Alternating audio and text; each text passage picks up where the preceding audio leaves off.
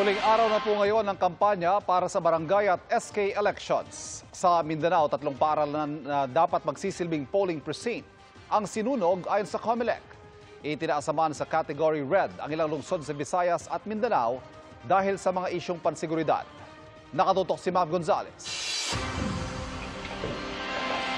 Pasado alauna ng madaling araw kanina, natupok ang ilang silid-aralan sa Ruminimbang Elementary School sa Barira, Maguindanao del Norte.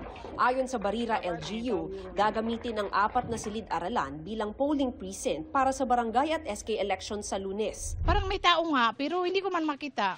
Pero sa ano namin, kasi yung mga aso, grabe yung tahol nila. Tinatahulan na may nakikita ba na tao. Bagamat iniimbestigahan pa kung sadya ang sunog, tingin ng COMELEC may kinalaman ito sa eleksyon. Kung ang purpose nila ay huwag pabotohin yung mga kababayan natin, hindi po sila magiging successful, we will strengthen the security forces. Ayon sa COMELEC, walang nasaktan sa sunog. Wala ring naapektuhang election paraphernalia.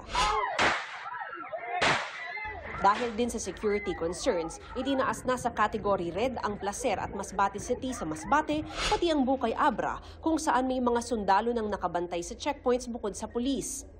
Sa videong ipinakita ng COMELEC, may mga sasakyang umiikot sa mga kalsada sa Bukay noong October 26. Biglang huminto ang pick-up sa unahan at bumaba ang mga sakay. Bumaba rin ang mga lalaking sakay ng ibang sasakyan at naglakad. Ayon daw sa Provincial Election Supervisor, may dala silang mga bag na hindi alam kung ano ang laman. At yung Provincial Election Supervisor namin ay nag-raise ng alarm kahapon, na alarma sila doon sa mga umiikot na mga sasakyan. Nakikipag-ugnayan na raw ang COMELEC sa DILG kung kailangan ng dagdag na pulis sa mga lugar na ito. Sa Baco Oriental, Mindoro naman, may iniimbestigahang pagpatay sa misis ng tumatakbong chairman ng Barangay Tagumpay. Sa Quezon City, handa na ang higit 100 polling precinct para sa paparating na eleksyon. 3 sa mga yan ay nasa mall. Ang minomonitor na natin ngayon ay ang issue ng vote buying. Kaya po sa ating mga kababayan, sana po maging alerto tayo, ma-report nyo kaagad ang kahit na anong insidente, attempt, pagpapapila ng tao or whatever. Paalala ng COMELEC sa mga kandidato, hanggang mamayang 11:59 ng gabi na lang maaaring mangampanya. Para sa GMA Integrated News, Mav Gonzales, nakatutok, 24 oras. Paalala lang din po, iira lang liquor ban sa bansa mula October 29, bukas na po yan, hanggang October 30 dahil sa eleksyon.